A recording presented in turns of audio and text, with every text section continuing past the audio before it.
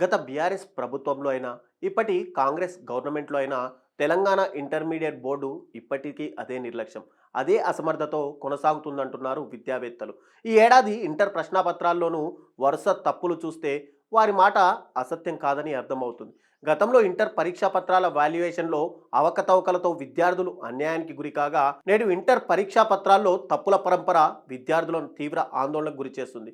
ప్రతిరోజు ఏదో ఒక ప్రశ్నాపత్రంలో తప్పులుండడంతో విద్యార్థులు మానసిక ఒత్తిడికి గురవుతున్నారు.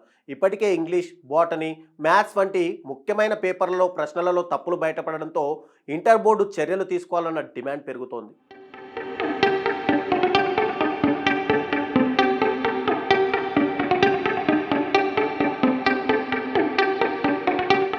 ఇంటర్ పరీక్షలు ప్రారంభమైన మొదటి రోజునే ఇంగ్లీష్ ప్రశ్నాపత్రంలో ఒక ప్రశ్నలో తప్పు ఉన్నట్లు గుర్తించారు. అయితే ఈ సమస్య ఇక్కడితో ఆగకుండా మరిన్ని సబ్జెక్టులకు విస్తరించింది. ఇవాళ బాటనీ పేపర్ 5వ, 7వ ప్రశ్నల్లో తప్పులు బయటపడ్డాయి.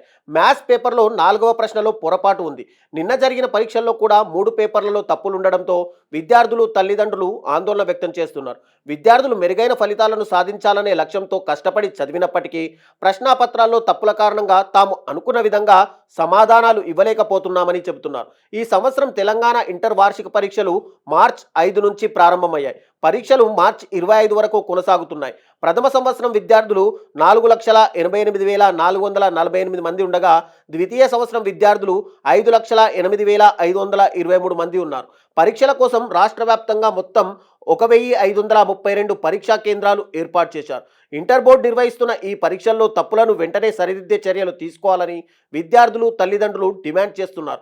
ప్రశ్నాపత్రాల్లో తప్పులు కొనసాగితే తాము అన్యాయానికి గురవుతామన్న భావన విద్యార్థుల్లో పెరుగుతోంది. ప్రశ్నాపత్రాల రూపొందింపు ప్రక్రియను మరింత జాగ్రత్తగా నిర్వహించాలని, తప్పులున్న పేపర్లకు సంబంధించి విద్యార్థులకు అనుకూలమైన నిర్ణయాలు తీసుకోవాలని, పరీక్షా వ్యవస్థలో పారదర్శకత పెంచేందుకు ప్రత్యేక కమిటీని ఏర్పాటు చేయాలని, విద్యార్థుల భవిష్యత్తుపై తీవ్ర ప్రభావం చూపే ఈ పొరపాట్లను వెంటనే సరిచేయాలని విద్యార్థులు, తల్లిదండ్రులు, విద్యావేత్తలు డిమాండ్ చేస్తున్నారు.